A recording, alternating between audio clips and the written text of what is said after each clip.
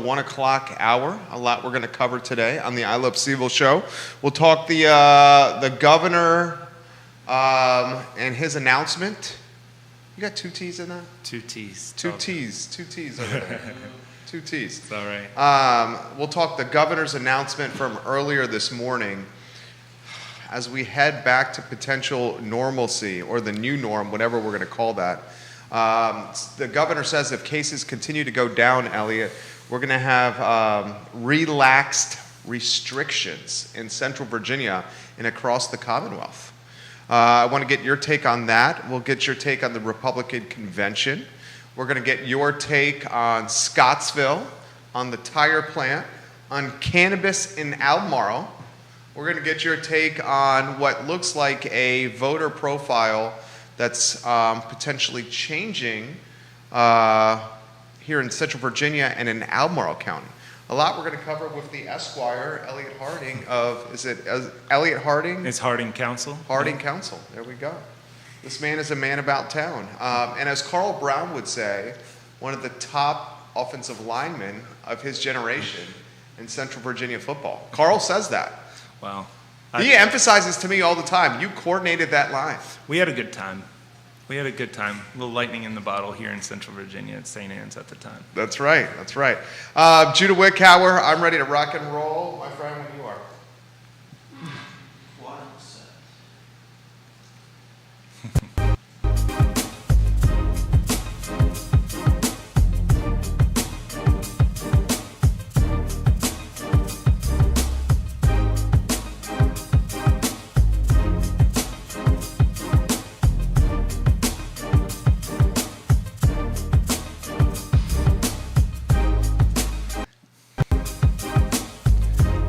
Good Thursday afternoon, guys. My name is Jerry Miller, and welcome to the I Love Seville show. We're live in Charlottesville, across Albemarle County, Central Virginia, the Commonwealth, the country, and the world on the I Love Seville network, presented and powered thanks to our friends at Ting Crazy Fast Internet. Judah Wickhauer is our director, and my friend, let's cut straight to the chase with Elliot Harding in the house, a man who can banter about just about any topic. First, my friend, good afternoon.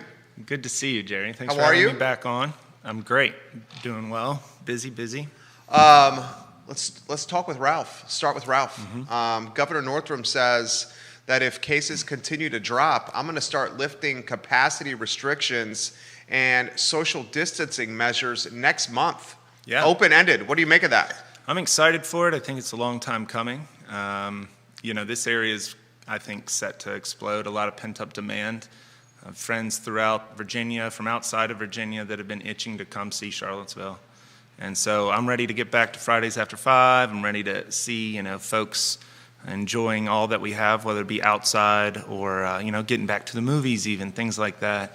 I just got my vaccine last week. I know that, if you're out there and you're waiting for a particular kind, go get it. I think that we will open up to full capacity right away. I don't like the idea of easing restrictions, though. I'm ready to just rip that Band-Aid off and get rid of all the restrictions come June 15th, I hope. So June 15th is the date. If the cases continue to drop, the governor will lift all capacity and social distancing measures on June 15th and is evaluating the mask mandate. I think if you're going to be lifting the social capacity and the distancing, and that point the numbers have dropped, hopefully with enough vaccines and enough immunity, I think the masks could, hopefully those are going to be gone very quickly too.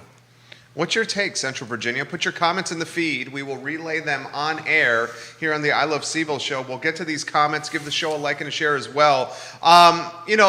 June 15th, I think, is going to be a welcome date for all of us. Albemarle County is leading the Commonwealth from a vaccination standpoint. We're approaching we're over 50% of the county has at least one shot. Mm-hmm. The city of Charlottesville's third in the Commonwealth, so certainly we're getting inroads. I just thought the June 15th was, you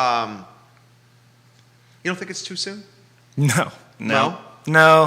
I think, and you just spoke to those numbers, I think they're only going to keep going up as far as the vaccination levels. I think, June 15th, it's about 5-6 weeks away.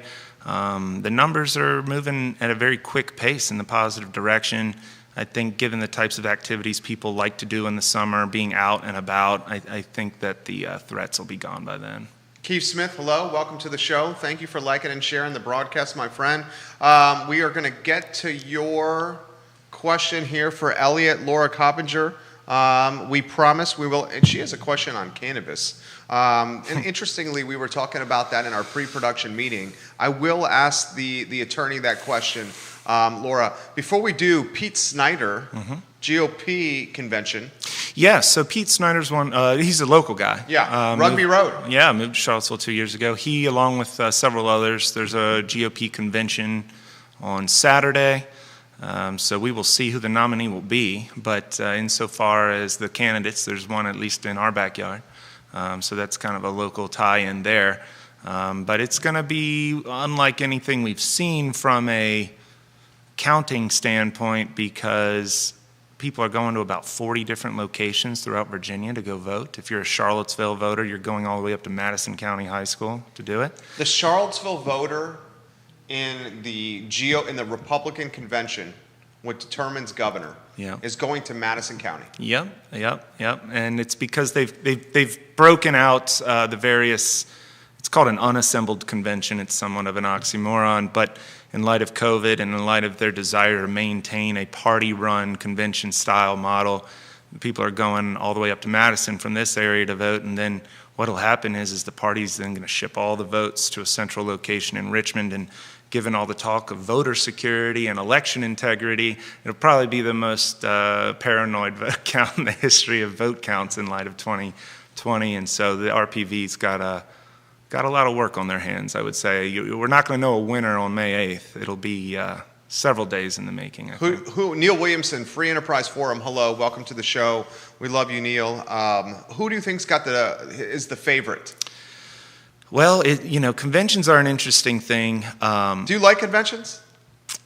There are pros and cons to every style, I'll say. Insofar as this race is concerned, for the first time ever, they are implementing ranked choice voting. And because of that, you'll have it so that 100% of the delegates will have their votes counted for every round, where typically a convention you go and you spend hours listening to speeches, you wait for the votes to tabulate round by round, and there's usually some loss there. Some atrophy, some folks will leave, they'll get tired, maybe their candidate dropped out. This style, every voter will have their vote counted for every round, and that'll have a material impact, I think, as to who wins. In this type of a convention, some people, they're always running to be number one, but a strong move is to run to be everyone's number two, because that means as others fall away, if you're number two, round by round by round, you're eventually going to be the winner. So I think it's going to be a close race. Kirk Cox was a former Speaker of the House in Virginia. He has a lot of networks of elected officials and voters and donors throughout Virginia. But Pete Snyder, again, has made a lot of rounds over the years, working on behalf of different candidates and helping the party. It'll be a tight race, but we will probably even won't know a winner for several days until afterwards. Anybody beat McAuliffe? It's going to be an uphill climb, I'll say that much. If this is the year to do it, though, I mean, they have a record to point to. Terry McAuliffe isn't though he is by far the favorite to win that nomination. There are a lot of folks within the Democratic Party who are not big fans of the former governor, maybe to be governor again. And so there's a lot to point to, a lot of disgruntled folks, a lot of disenchanted folks with maybe some of the choices he made back in the past. And I think it'll be an interesting contrast for sure. It just really comes down to how much of a message and how many ideas and a vision an opponent will be able to deliver. Commonwealth, blue, we know. City of Charlottesville, we know is blue. Yeah. We were talking off air how the Democratic wave has certainly spread into Albemarle. Yeah. How have you seen, you are passionate about local politics, how have you seen Albemarle County change in its voter profile since you started following politics, which was what? When you were in high school? You're right. Right? To now. So you have 20 years of data that you can Sure. reference here. Yeah, absolutely. I think, gone are the days of George Allen being the local delegate or the congressman and then the governor coming out of, the Albemarle County area, with whether it be due to gerrymandering or transitions in voters. You've seen some Republicans stay in office. Delegate Rob Bell has kept a stronghold on the 58th district that he represents. But as far as Albemarle County as a whole, I think historically an area that had a more moderate-leaning Republican vibe maybe 20 years ago has shifted, and that has a lot to do with folks moving into the area. It has a lot to do with the parties moving and what it is they say they stand for. And so, it really comes down to the message of each candidate, and it comes down to platform and vision and drive and being able to get out there and connect. And right now we have very polarized politics, and so I think this area historically tends to look for less extremities in the margins and people that are a little bit more pragmatic in their views and are really focused on local issues and trying to help your day-to-day lives. Trivia question. Sure. And you're going to hit this out of the park. I know you will. The last Republican governor was whom? Oh, Bob McDonnell. That's right. Yeah. The one before him? Jim Gilmore. Jim Gilmore. Yeah. The one before Jim? George Allen. There you go. I Yep. knew he was going to do that. A lot of people don't know that. The last Republican governor was Bob McDonnell, and it's been a little while. Yeah, 8 Since years. there's been, right? Since there's been a Republican in the governor's house. Throw this to you. Albemarle County, who was the last Republican on the Board of Supervisors? Is it Ronnie Thomas? I believe so. Ronnie Thomas. Yeah. So here's the question. City of Charlottesville. Or Ken Boyd. All right, we were talking about that yesterday. It was Ken Boyd. Yeah, sorry. Rio District, Ken Boyd. So here's the question. Can someone win a seat on the board in Albemarle or on the dais in the city as a Republican with an R next to them? Their name. I asked Steve Harvey that question. Well, the city and the county are very different in the sense that the county, has the magisterial district or the ward system of voting, right? So that it's not all at large. And therefore it comes down to which district you're talking about and who lives where.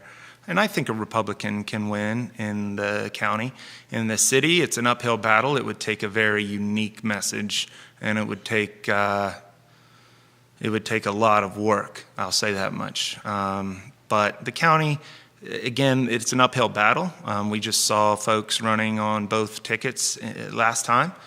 Steve Harvey, as you mentioned, Mike Callahan ran as a Republican in the Scottsville district, as you well know. And so with that, the results, though, went Democratic. And so I think, I don't know if it's a reflection of the party, if it's a reflection of the candidates. I think it's possible. It's just all comes down to the which district and which candidates and which platforms you're touching on. I think the county voters are looking for people that are focused specifically on fixing the needs within their backyard. I don't think they're looking for folks to be running on some type of a national or statewide issue platform. Interesting. This question's come in, and I promised her I would get to it. She's still watching, and she's still wants your answer. This is from Laura. She says, Jerry, ask Elliot from a legal standpoint where he sees the cannabis market heading in Central Virginia. Right. So that's a broad question. I have some specific questions for you. Why don't we start with Laura's broad question? Well, the unique thing about cannabis right now, forget what's about to change in July, and we'll get into that in a second. We live in the only health service area where the pharmaceutical licensing hasn't come to fruition. Right. And so, some folks may look on the news and think about Richmond or Tidewater area or Northern Virginia where the pharmaceutical license holders have already been established. Yes, they've been established, they received their license, they've gone up and growing, and now they have dispensaries. Now, granted, you have to have a medical license. Can you explain to them what the pharmaceutical license means? Sure. It means that you've been recognized as having a medical need or a medical benefit from the use of cannabis. You've spoken to a doctor, you've paid your dues for that license or that registration, and you can go in and purchase from the pharmaceutical license holder. In this area, it was originally granted to some folks who were going to put one up in Stanton. And I think that they were a little late in putting the wheels in motion on that, and so the state reopened the application process. They have yet to determine who they want to give that license to. Ironically, the original license holders are challenging whether or not they actually lost their license. Is that the Stanton team? I believe so, yeah. And so that's why you're not seeing medical or pharmaceutical dispensing in the Central Virginia area, is because that health service area has yet to be satisfied. Now, that'll likely change, but then soon, and so you'll see the pharmaceutical sales. But then, of course, come July, you can have home grow, up to 4 plants per household, and you can gift it to folks. Everyone has to be over 21. But you're not going to be seeing large recreational THC grows like you hear about in California or Colorado or what have you. Can you cut that into a sizzle reel? That was good. Let's play that tomorrow, please. Neil Williamson has comments for you. The development areas of Albemarle County now dominate the magisterial districts. Does Elliot Harding believe the magisterial districts in Albemarle need to be revised? For example, the candidate that wins either Mill Creek and does well in Glenmore wins the Scottsville seat. Neil Williamson. We were actually talking about that. Topic for you from Neil. What do you make of that? Well, as far as, we're coming out of a census. We're about to have the redraw of every other line in Virginia, whether they be congressional, House of Delegates, state Senate seats. So it stands to reason that every 10 years we should reassess, the population shifts within the county as a whole. Insofar as the different districts are, considered to be dominated by the voters closer to the urban ring, there's pros and cons to that, in that every district holder also has a rural area, to some extent in their district as well. So they have to consider both. I don't know if it would be better off to have a purely rural seat at the table or not. How could you do that? You could carve. Where would you carve? You get pretty rural everything south of 64. Yeah. So, you could chop it up in a way where Mill Creek goes back into maybe the Samuel Miller district, and maybe the Scottsville district starts bleeding over a little bit more west of Route 20, and maybe brings in Esmond into it. There's certain ways that they could be reapportioned. It really just comes down to what you're going for. And, typically when we redraw lines at the state level, you want to have communities of interests, and you want to have compact districts, you want to have communities of interest. And so, Neil has a point. If Mill Creek and Glenmore are going to dominate the voting density of folks all the way down in Scottsville, those folks are living very different days. They're going to different. So is Glenmore and Mill Creek. Well, absolutely, yeah, and that's just that one district. But if you want to, it's a unique district. Very much so. It's one of the most unique. What's ironic about that is that from a state standpoint, the town of Scottsville has the same delegate as someone all the way up in Elkton, which that's a larger conversation. But as we see the state lines redrawn, it stands to reason that the county could use the magisterial district lines to at least be reconsidered. What do you think of Scottsville? We were talking yesterday with Nancy Gill, former mayor of Scottsville. We had a lot that we unpacked with her. Best use of the tire plant, Dr. Charles Hurt's property. Best way to create more welcome density, not sprawl, but strategic growth. Well, and how to get jobs. Yeah, I love Scottsville.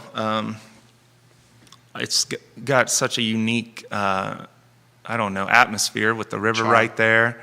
I've grown up going to James River Runners and tubing and things like that. To me, Scottsville's always had like a Tom and Huck kind of feel, kind of a Mark Twain throwback right there. And so I think the thing that Scottsville could use is internet. That's the big issue. Route 20 is a relatively dangerous road unless you're very used to it. It could probably use some spots to have some minor expansion just to make it more safe. But generally speaking, I think once broadband is throughout the area, which will come eventually, I think that's when you'll see things like the tire plant are truly reconsidered, it'll become more of an attractive place generally for business development. But you don't want to lose the charm that it does have. I think it can just be enhanced and really emboldened. And I think that that's just going to come down to some basic resources. Stephen wants to know your take on 6 seats on the board and how an even split means the policy or vote does not pass. I mean, I hear that. That's an unfortunate matter. I mean, I would say that just goes down to a basic. I don't know what we would want to do there. Do we want to add one more? Do we want to add an at-large seat? The way that the Albemarle School Board has that, where they have their magisterial and then they have one at-large. I think that might have some weight to it, although it would totally change the type of race a candidate runs for that one particular seat. But yeah, I don't know. Sometimes it's good when they can't pass something, though, right? Gridlock is a friend. I mean, sometimes. So it definitely creates some issues. I think if your motion is strong enough to pass, though, it'll probably get through. Ward or district system for the city of Charlottesville, like we have in Albemarle, should that be the case in the city? I believe so. Why? I believe that there are as small geographically as the city is in the grand scheme of things, I think that there are very diverse interests at stake. I think that there are portions of the city that go unrepresented due to the at-large nature. For example, which portions? Folks that are looking for housing development, right? I mean, folks talk, I know affordable housing has always been a very big issue, but what ends up happening is because we have so many single-use zoning, folks that are really suffering under housing costs or rental costs may lose their voice out to the folks, due to where they're located, may lose out because of the overall weight of the folks that don't want to see any development in the area. And so if you partition out the city into different ways, it could become a system where the interests of, let's say, the folks, on 10th and Page are going to be represented by their one counselor. Now, granted, it behooves every council member to do well for all parts of the city, but at least you know who you got to go talk to. At least you know who your voice is on city council. And you're talking about partisanship earlier. A lot of folks may feel like they have no representation on the city, particularly if they don't hold the views of everyone on city council due to whether it be partisan issues or policy prioritization. I also think, though, if we do go to that system, we should have an at-large strong mayor system, meaning you do both, right? So you get that at-large candidate who could be the manager of the city, effectively the way Richmond does it. And then you have your ward-based, more regional representation in a district system. Keith Smith, watching the show, he says, here's some perspective for you guys. I just chatted with the general manager of Brazos Tacos. He said he sold more tacos last night than 2019 Cinco de Mayo by a 2x margin. Just saying. And by the way, he's short-staffed and is starting his team members at $20 an hour, and he cannot find any help. This comment comes in for you as well. Jerry, get Elliot's take on the revenue sharing agreement between the county and the city of Charlottesville. You know he's going to have a take on this. Yeah. My take on that is that I don't believe that it serves its purpose. It hasn't served its purpose till about 6 months after it was passed in the early 80s. The county is paying the city to forego an act, that being annexation, in which it cannot do due to a moratorium on annexation that's been in existence almost as long as the agreement. And so personally, I think the county has been subsidizing the city. And, folks, I live in the city. I think folks in the city certainly want those funds and those revenue, and they view it, and we want to be a collaborative atmosphere. We want Albemarle and Charlottesville to work together on things. But from a basic legal standpoint, it's odd that the county continues to pay for something that There is no consideration in the agreement. The state bars the city from annexing, and it's in perpetuity, which is also an issue from a contractual standpoint. So I've always thought it should be revised or if it's going to be renewed, I think the county is leaving something left to be desired when it comes to what it is they actually get out of the revenue share agreement. For example? Well, you mentioned, I know Councilor Snook was on here, last week? The idea of running the CAT system out into the county more. That was a great idea. I mean, things like that. I mean, Yeah. there's certainly a lot of overlap of resource allocation between the city and the county. I think the county could probably just demand that the monies be used in that fashion, specifically in a way that they're at least feeling like they're guaranteed to get their bang for their buck. What do you think of this idea was bantered back and forth on the show last week as well? A more unified or uniform police force that maybe has a joint venture or combination of city and university police and or county police to create a more robust and versatile unit? You're an attorney.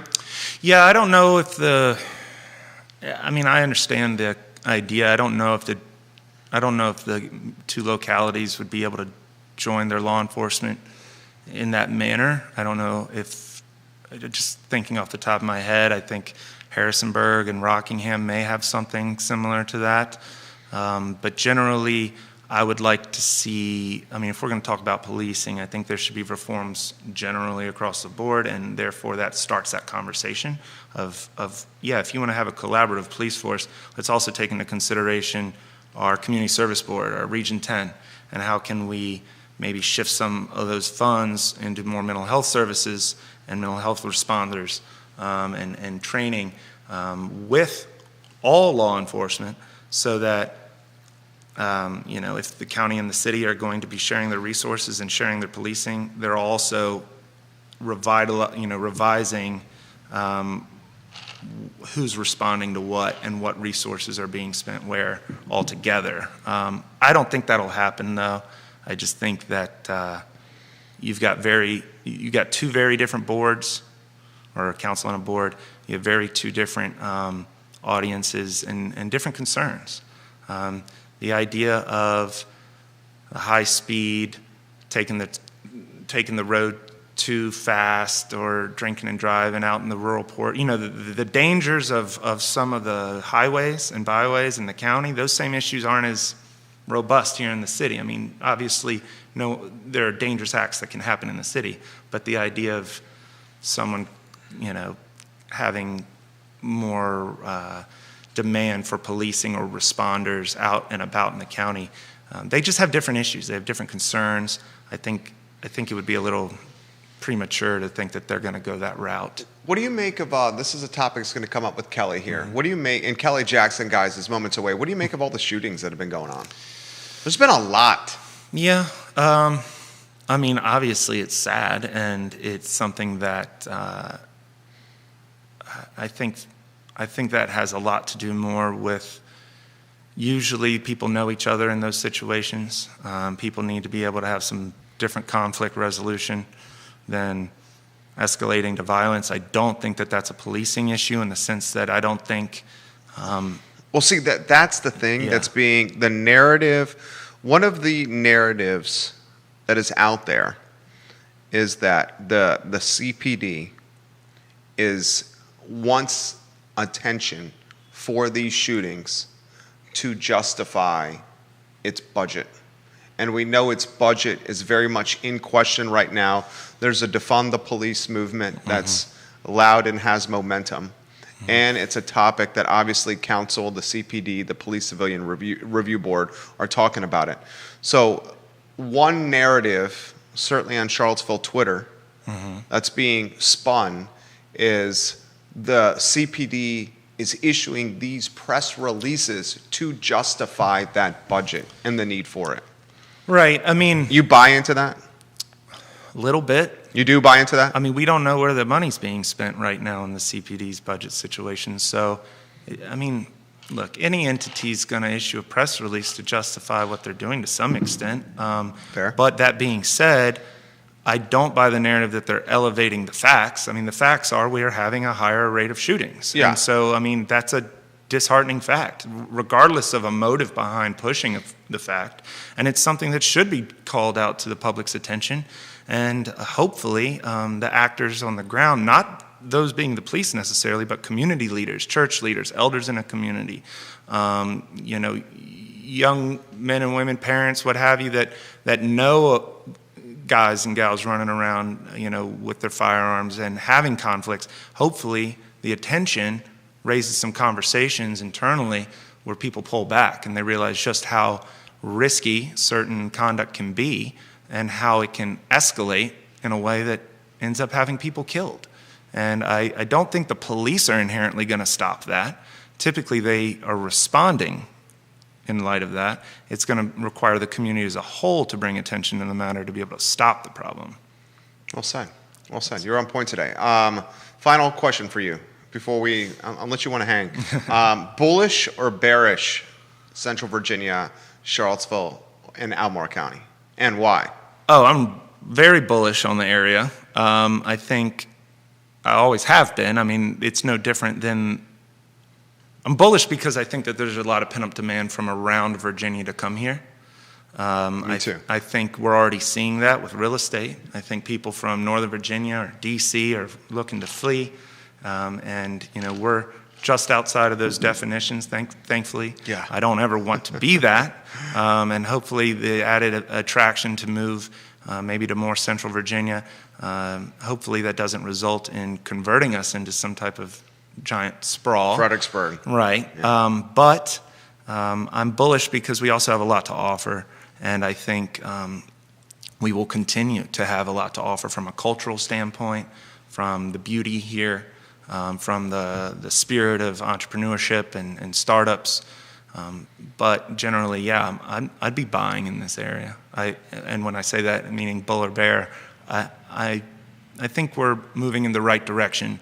And as we started off, as restrictions are pulled, I think you're only going to see it get stronger. Your kid is due when? In a month from today. Month from today, he's going to be a father. Yeah. Congratulations. Thank you. You were strong in the interview and speaking format. You've picked a very good career. I appreciate that. Thank you for joining us. Thanks for having me. Thank you. And a pleasure. Judah Wickower, Elliot Harding right there. Kelly Jackson is next. She's in studio. She's got cocktails. Elliot, this is Kelly. Kelly, this is Elliot over here. KJ, we can get you on set when you are ready with the cocktails. We are very grateful. Elliot Harding, I hope you will see more of on this network and on this show. He's a very bright, sharp, intelligent guy. Knows Central Virginia inside and out. Ooh, canned cocktails. Canned cocktail today. Thank you, Kelly Jackson. You have a good one. Good Nice to meet you. Good to see you, Elliot. So, Ooh, we're trying a rosé in a can today. very nice. Who's this from? I don't know. Rosé in a can. Let's try it. Cheers. Cheers. One day removed from Cinco de Mayo. Yeah. So we're just going to call it, you know what, we don't have to call it anything. We're just going to call it having a beverage at 1 o'clock in the afternoon. Cheers. Cheers. Cheers. Let's try it. I haven't had it. What did you... Thank you. Okay, I'll drink it. Yeah. It's cold. It's wet. What did you make of the governor today saying that restrictions June 15th could be completely lifted, potentially even the mask mandate, if cases keep going down? So he's saying, Jerry, you know how I feel about the masks. I know. So you're torn. That's why I want to ask you, because you're a businesswoman with 16 point of sales, but you're also a germaphobe. Oh, yes. You're a germaphobe. Yes. Like if I was gonna get a disinfectant wipe and like wipe down. All right, that's why they're there specifically for you. Like, keep it away from me. That's Kelly's stand. It's what's hand sanitizer, Tissues. disinfectant wipe, and tissues. That's Kelly's stand. I know, it has to be. Listen, I think until more people get vaccinated, Okay. I think lifting the mask mandate is not a good idea. Because for businesses, people in customer service, right, they don't know if you're vaccinated or not. And what happens if they haven't had the chance to be vaccinated yet for some reason? I mean, I don't know. Like, Judah's not vaccinated. Judah. Like, I don't know if I want him not wearing a mask. You're kind of calling him out right here. I do it all the time. Is that calling someone out now, do you think? No, I think everyone has the choice. There you go. Everyone has a choice to get it. But I'll tell you what, my kid will be first in line next week when the vaccine becomes available for her. So she's how old? 13. 13. And next week she's getting vaccinated. No, I mean, when they approve it, they're supposed to approve it next week. But you better believe I will be hounding my pediatrician on an hourly basis until she gets it. Well, and one of the things we want to do with this interview is to highlight some of the trials and tribulations that your family's had from a health standpoint. Sure. Because next week is a really important week for us. Yeah, please. For my family. Take the show, please. Oh, sure. So, Judah, did you get those pictures? He does. Okay. Yeah. Okay, so next week, UVA Children's Hospital usually does a big, very lovely gala, and they raise a ton of money that could go to all things pediatric research, cancer, you name it. But obviously, they can't have a gala. Sure. So next week is going to be a week of giving. Woo! Very exciting. So far, I'm pulling up some stats. They have so far $60,000 in pledges that will be matched if people donate. Photos on screen. Oh, yeah. So my daughter, that's Rory. She's 7. That was in January before COVID hit. She's on a CPAP machine. Yeah. It was very scary. There was a crash cart in our room. She was in the ICU for a week. That's her daughter. Yep, she got better. We were in there for a whole week, got better. And UVA hooked us up with an amazing pulmonologist who we'd already kind of been working with. Dr. Teague, I love him. Shout out to Dr. Teague. And Nurse Jackie, our favorite nurse. Okay. They created this amazing plan. Okay. Got her on this drug called Xolair. And now almost her asthma is completely taken away. Her allergies are almost completely taken away. And she's doing gymnastics and backflips like 24 hours a day without using her inhaler. That's amazing. So to go from like a CPAP machine a year later, It's a huge deal. It's a huge deal. Yeah. She can be a kid. She can be a kid. She can play sports now. She can play basketball. She's asking for a basketball hoop. Like all the things she couldn't have done before. Sure. But UVA Children's is really near and dear to our heart. So next week they're asking people to donate. On Monday's show, we have Women Changing Our World. Women Changing Our World. 10:15 a.m. 10:15. We have an amazing ICU doctor coming on to talk to us. Okay. And my family and business, we will be matching up to $5,000 for anybody who wants to donate during the show. That's amazing. So it's exciting, but you can donate. I don't want to get it wrong. You can give online at virginia.edu /all-hands-on-deck. You can personally message me for information. We're going to put it on Women Changing the World website. It's tax deductible. It's a no-brainer. So, up to $60,000. Well, now it's going to be 65 because I'm giving 5. So if you have $1, we can turn it into 2. If you want to give 50, we can turn it into 100. Can you put into perspective how dynamic the UVA Children's Hospital is, the whole team? Sure. I mean, kind of. I think we should ask the doctor on Monday, right? Yeah. No, but they do so much research, and they're using technology in different ways than we've ever seen before. So right now we're working on a project with them, with our donations through Panera, to create this kind of ginormous mobile bus that can go to rural communities that are going to help transplant patients with their follow-up checkups, other children who might not be able to drive 2 hours or parents can't take off work to get blood work or x-rays. So they're working on that, trying to reach all of Virginia. Rory, my daughter, actually is going to be a part of this new thing for pulmonology, where they're giving us an iPad. I track her breathing and stuff every day and, put stats in. And then they're giving me a Bluetooth stethoscope. Whoa. So if she's having any problems breathing, I can just FaceTime the doctor. He tells me where to put it, and he can hear what I'm hearing. Stop. Right? That is amazing. Right. So, if I take her on vacation and she's having asthma problems, I just message the doctor. He logs in, can hear, and prescribe whatever we need, so we don't even have to go into the hospital. That is amazing. I know. So it's very exciting. Yeah. So Monday, Women Changing Our World, 10:15 a.m., you have an ICU doctor. No, a NICU. A NICU doctor. Yeah. From UVA. From UVA. Fantastic. Talking about what she does, and her husband also works at UVA and kind of promoting this giving. And then someone from UVA will be here in the studio. So anybody who wants to log in, we'll be keeping track of that. I'll be giving you shout-outs. I'll be giving out Panera gift cards. I'll be giving out all kinds of things for people who want to match our donation. Fantastic. So Rory right now is what? The most amazing girl ever? Yeah, she's 7. Yeah. Very different than my oldest, who Yeah. wants to be a trauma surgeon. Your oldest is more an old soul? Yes. Right? Yes. Rory is more of a hipster. Okay. A 7-year-old hipster. Yeah. Very cool. She loves to be outside. She saves every animal in our house. Okay. You know, Cool. she's an animal lover. How's mom doing seeing 7-year-old Rory dominating life I and love healthy? It. It's so great. I mean, Right? it changes our life, right? Because I would, she would sleep in my bed because I'd have to monitor her breathing constantly. Uh-huh. Now she's sleeping in a big girl room. Whoa! Rory's got a big girl room. Yeah. How about this topic for you? I love it. What So Keith put on the feed, our friend Keith Smith, that the Brazos general manager Yeah.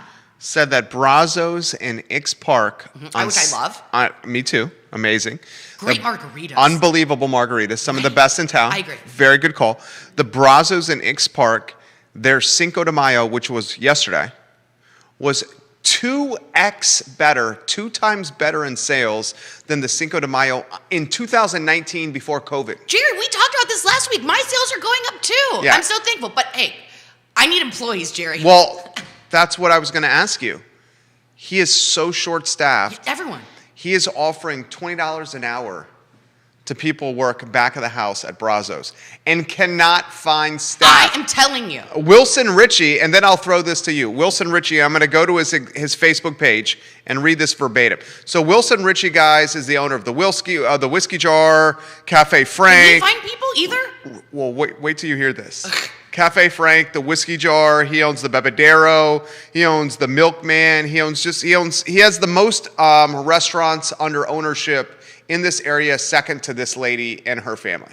So he's number 2 from a brand ownership in the restaurant space. He on Facebook yesterday. Right. I'm hiring executive chefs. I saw that. 60 to 70K. Message me. I know. What the hell is going on? No one wants, I don't know. No one has employees. Brazos Tacos can't get people to stuff tacos and clean the I back of the can't house for either. $20 an hour. I can't either. And he can't find an executive chef at 60 to 70K. I know. We just hired a new manager. It's not, like the whole company doesn't know yet, so Okay. I won't say which location. Okay. And he got a sweet deal. But he was very good. He's a really great manager. We're excited to have him. But we had to pay him a boatload. So he's, would that be an individual unit general manager, Yeah. store manager? Yeah. Yeah? Are people relocating or are you hiring? When do you give up hiring within the community is the question. We always She try has to hire. 1,500 employees. We always try to hire within the community. I know you do. I mean, But and what we always happens- love to grow. Right. I know you do. Um, But what happens if you can't? We've never not been able to until Okay, now. so this is the first time. This is the first. Right. Do you consider bringing outside of Central Virginia or wherever the location is? Right. Because you have Paneras all over Virginia. Yeah. Do you consider bringing outside the community help in? Is that even a possibility? I mean, I don't even Can who you is do gonna- that? I don't know. Is there the Maybe migrant? for a manager, like a district manager or something like that. Obviously, we would consider that. Is there the Right. migrant worker of the quick serve restaurant space? I don't know, but I need to look into You it. need to because find I need these. so many employees. But then think of this. So I was talking to our operations partner. Okay. It was amazing Okay. yesterday, and we were having this discussion. Okay. I was like, what are we going to do? So then I was like, PVCC Yeah. is a great community college. And they're offering free, school. Free tuition and no fees for the fall semester and spring semester for anyone who maintains a 2.0 GPA or higher. Right. So I was like, geez, let's partner with PVCC. Okay. And hire people and offer to pay for their books. Okay. And we will work around your school schedule. Okay. I promise you, if you are in high school or in college right now and you want a job at one of our locations, Well, I will work around whatever schedule you might have. the fees, the books, and the tuition is free now. Oh, well, It's then we'll free come for up the with fall something and the else. spring. We'll come up with another incentive because we want people to get a college education. Okay. Okay. Right. They have a great program for people who want to learn about restaurants. Sure. And frankly, I would love them to go to PVCC, get a degree, come work with me, and move up the ladder. How often has that happened within your employment chain? Does that happen? Oh, to move up the ladder? Yeah. Oh, well, all the time. Well, where they go to college or community college, get an education, and come back. Yeah, it's happened. Yeah? But I think we can just really emphasize that. Like, we're a great place to work. We match your 401ks up to a certain amount. Yeah. We have good health benefits. You're selling it well. I appreciate your hustle and chutzpah here. Throw this to you. Here's a very pointed question. Okay. Can the general manager, who you said negotiated a very nice package, the general manager of an individual unit, let's say that unit is in Albemarle County. Yeah. Can that general manager afford to live in Albemarle County? Yeah, they do. They do? Most of them do. Okay. But our manager at Barracks right now, who's been with us forever, Richard Frakes, he's amazing. He lives out, what is that? Lake Monticello. Okay. But we have other managers that live in town. Okay. So For that's sure. impressive. Yeah, I mean, we pay well. We pay well. I think you've emphasized that. You've absolutely emphasized that. Is everyone just not working? I think that's what's happening. And what are they doing? I think collecting money from the government. And doing what? Either under the table side business where you're getting paid in cash, or doing nothing. I think honestly that's what's happening, because it's not just you guys in restaurants that can't find people to work. It's like a lot of industries and places of business and work. Okay, but let's go deep here first. Sure, please. Outside of Charlottesville. Yeah. So, if the government decides, Uh-huh. is it in September that they're going to decide like stimulus money and unemployment, like a lot of things I think are being voted on. Okay. Right? Okay. If they vote to extend this unemployment and give bigger stimulus packages, Okay. my guess, and I want to hear yours, Okay. it will ruin the restaurant industry. Because if we're having problems here in, like at Panera and all over Virginia, people can't get employees. What are we going to do? I mean, I think what you guys are going to do, I mean, the mom and pop restaurant is going to probably have to whittle down their menu where they need less labor to produce the menu. Or change hours? Or change hours, or make it less table service and more counter service, and then carry the tray to your table. Okay. So they need less front of the house staff. Yeah. We're starting tipping. Well, I mean, I think one of the fatal flaws, I'll throw this to you. Okay. I think one of the fatal flaws of paying folks to stay home and not work is it reinforces the class system in America. Someone who stays home and collects a check from the government, yes, may not be working, yes, may have a good quality of life because they are not working, but their peers who are working and are saving money are getting ahead. Right. That's safe to say. For sure. I think the other problem we have is, a problem I'm more concerned about, is what appears to be massive inflation on the horizon. Everything is getting to be more expensive because we're dumping so much money into the American economy and just giving people bags of money. Here's $1,400. Right. Here's $1,400 for your 2 kids. So, oh, you have a second kid? Here's another $1,400. You have a husband? Here's $1,400. Well, I mean, I'm not getting that. Right. You're not getting that. I know, but I'm saying a lot are. Yeah. A lot are. Yeah. So, okay, when the first stimulus checks came out, I know somebody who owns a motorcycle, like sells motorcycles, owns this shop in Richmond.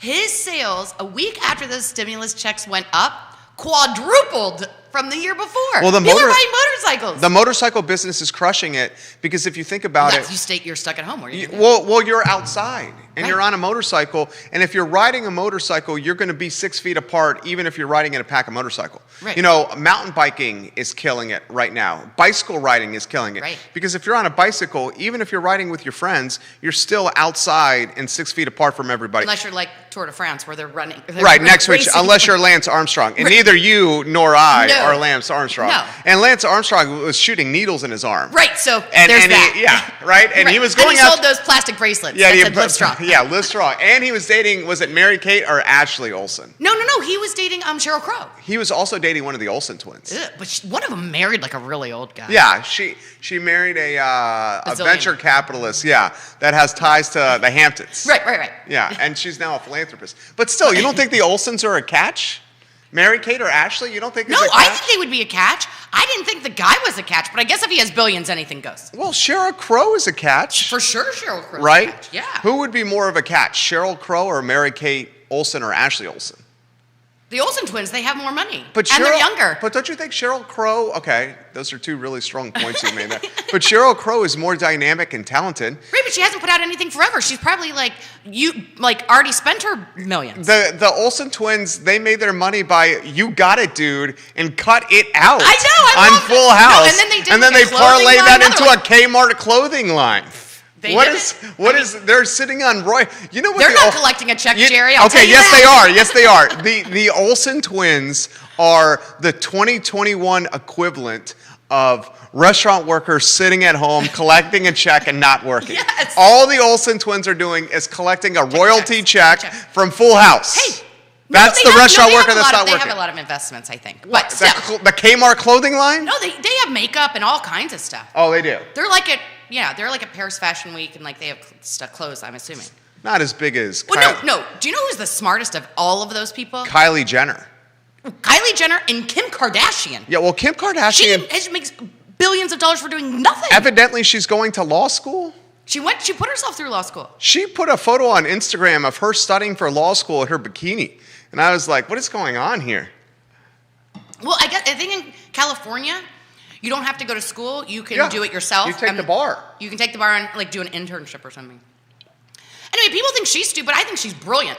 If you can be a billionaire and not do anything. I don't think Kim Kardashian's stupid at all. I don't either. I think she's brilliant. She's going to lose her ass in that divorce. But now we're going down a rabbit hole. Wait. Oh. No, we're not talking physically. You're talking about with the divorce to Kanye is also a billionaire. I know, but I don't know. You're saying split that up. I would think there would be a prenup. At that level, don't you think at that level there's a prenup? I would assume. Yeah. I would think at that level there's a prenup. You're wondering who would be wealthier, Kanye or Kim? Right. It's got to be Kim. Right? I don't know. It's got to be Kim. Well, people are now tuning out, Jerry. No. You're losing viewers. Kim. It's got to be Kim.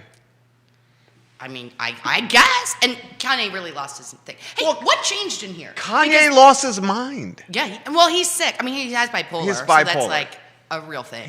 We're getting ready for the boardroom table. The boardroom table is going to be twice as long as this table. We put the lights back here. Okay. First of all, the lighting is much better. We look a lot better. Okay.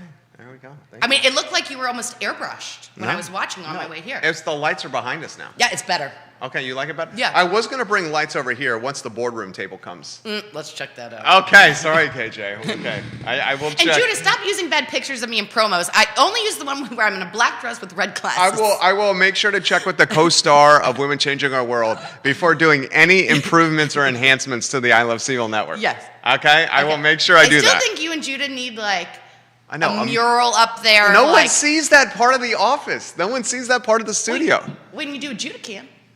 Judah Cam is shooting this way. Oh. Yeah. So, all right, why don't we close with this? Anything else? What are you doing for Mother's Day for your lovely wife? So I can say this because I know she's at the zoo right now. So I do not think she's watching. I'm getting her some, what are those cookies called from Dolce de Leche Seville? Alfajores. Do you have the photo that you can put on screen? She loves this. You don't. If Judah's not, like, I understand. no. Yeah, I'm getting her some delicious cookies that she loves. What? It's what you said.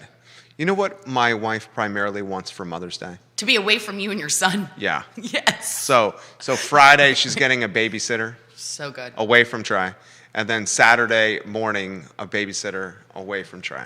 Yeah. And me. That's prime. Dude, so when the moms on Mother's Day say, what do you want? I want to be away from you. Yes. Is that a good sign? Yes. Is that a good sign? I mean, listen, during COVID, and I was with the kids all day. My husband's working at home, I'm around constantly, the family 24 hours a day. You OD'd on family. OD. They were like, are we going to have family dinner? I'm like, hell no. I made it. It's on the stove. Eat it. Take your lean cuisine and go to your room. Yeah. Is that what you told them? That's not what you told Rory. No. Yes, I did. Take your lean cuisine and go to your room? Yes. No, not lean cuisine. I would make something. And then she'd be like, okay, well, I'm going to go watch YouTube and eat it. I'm like, great. I've already talked to you for 20 hours. Oh, the cookies. He's got the cookies. Look at Judah. He's going to put them on screen here.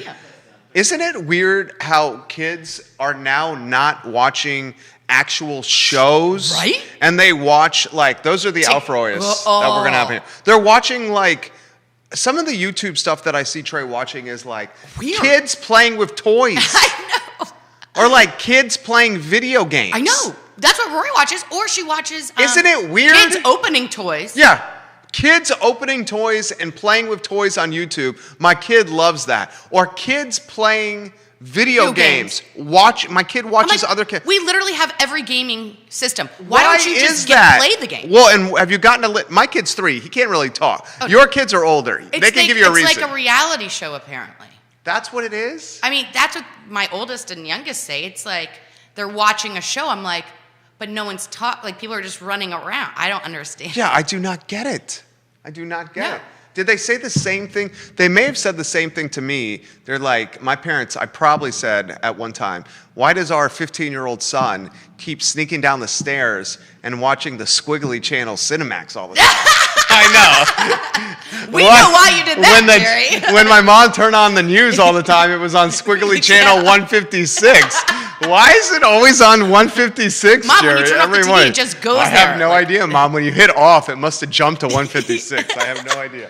KJ, you are the best. The rosé is pretty good. It's not bad for a can. I'm going on a vineyard tour tomorrow. Oh, yeah. Tell us. So, yeah. Tell I'm us. doing it through Mother's Day. Seagull Somehow Tours. you've got Jamie Schwartz on your Mother's Day vineyard tour. Yeah. How did that work out? Well, because I'm with Jamie all the time anyway. And frankly, I think my mom probably loves her a little bit more than me. So it's like double team. Your mom loves Jamie more than you. No, she doesn't. Well, Okay. It Your mom's depends on the watching. day. Your mom's watching. Mom, yeah. No, she loves us both. Okay. So, I don't know. So it'll be fun to go out for a girls' day and drink some wine. Is it a Seaville Tours? Yeah, And you feel comfortable, completely consumer confident? for sure. Going? Yeah. Good. Because I'm vaccinated. Everyone's vaccinated that I'm going with. I think the driver's vaccinated. We'll still all wear masks. How about this question? How many of your 1,500 employees, how many openings do you have of 1,500? Probably half. Shut the front door. Yeah, probably. 750 openings? Yeah, maybe. Dang. I mean, I don't know the exact number of employees. I don't do payroll. But no, we need at least 20 to 30 employees per location. Dude, 20 or 30. COVID may not be the demise of restaurants. It may be the labor shortage. That was the collateral damage of COVID. That is the demise of restaurants. Restaurants can't pay $50 an hour. I'm sorry, it's just not. Unless you want, like, to go to Fitzroy and pay $200 for a fried chicken meal. Right? I mean, and people are saying in the comments, which I totally understand and appreciate, restaurant workers should be paid a fair wage. I totally understand that. But to put it in perspective, guess how much your kid's teacher gets paid an hour when you, like, split it all up? Like $3 an hour. Well, I mean, I'll tell you what. The mayor of Charlottesville, Mayor Nakai Walker, she did a post and she extrapolated the hours she put into the job. I mean, she works extremely hard at it. Sure. She makes $20,000 a year as the mayor. She says, when I extrapolated my time and what I was paid, I'm getting paid like 11 cents an hour. I won't comment. 11 cents, you will not comment. You're taking the high road. Kelly Jackson's taking the high road on There's that. so much I want to say. There's so much. When the mics are off, I'll But talk. 11 cents, but to your point, that's to your point, right? Yeah. With the teacher point that you made. Right. Well, I mean, Think of the garbage man. unless what ends up happening is federal government, Commonwealth government, state government, governors, Richmond delegates, whatever the hell it is, they say, we're going to mandate minimum $15 an hour for restaurant workers. That's happening. What could happen as a result of that is some of these restaurants will not be able to afford labor. That's correct. They will close. Yes. The ones that survive should conceivably gain more market share. And if they gain more market share, then that salary could help potentially cover the additional labor costs. I mean, people don't want to work now for $15 an hour. So I don't know. Brazos GM just said I'm paying $20 an hour and I can't find anybody to work. Mellow Mushroom can't find people either. Wilson Ritchie's paying up to $70K for a chef, I know. executive chef. I mean, I don't know what to say. I wish I could cook. I I don't would know be what to over say. there. Right. Chefing it up. Yeah. Well, we see what you did with the hot dogs. So we don't need you at Cafe Frank, Callie No, Jackson. No, okay, fair. That's so fair. Monday is a big show. One more promo for Monday's show. Tune in. We're going to be talking to an amazing doctor. It's a week of giving for UVA Children's. It's really important. They're important to our community. They're important to our children, families. I'll be matching up to $5,000. My family and my business will be. So please tune in. It's going to be a cool show. And if you have a few extra bucks that you want to give, I will match it. There you go. Monday, 10:15 a.m. Judah Wickower, you heard that? He did? Please send me information when I just got it. Okay. That's awesome. You could have said that to I her just got after the show. Yeah, you could have. Well, I called him out for the shot, so I that's know. kind of fair. I think that's the return singer. That was fair. He is. Yeah, He says that's. that was Look at fair. that shit-eating grin over there I know. from Judah. I right blame there. Ryan from UVA who's watching. He just sent me the info. So. Oh, he did? Okay, there we go. Thank you, Ryan. For Kelly, for Judah, I'm Jerry. This is the I Love Seville show. We are back tomorrow, Friday, with Real Talk at 10:15 a.m. And then our show tomorrow at 12:30. Thank you for Cheers. joining us. Happy Cheers. Thursday. Yeah, Thursday. Thursday. Cheers. Judah, thank you. You guys have a good afternoon. Take care. Bye. That was fun. Kelly, it's always fun. Yeah. I thought it was excellent. Yeah. Nicely done. Easy Nicely peasy. done. Judah, let us know when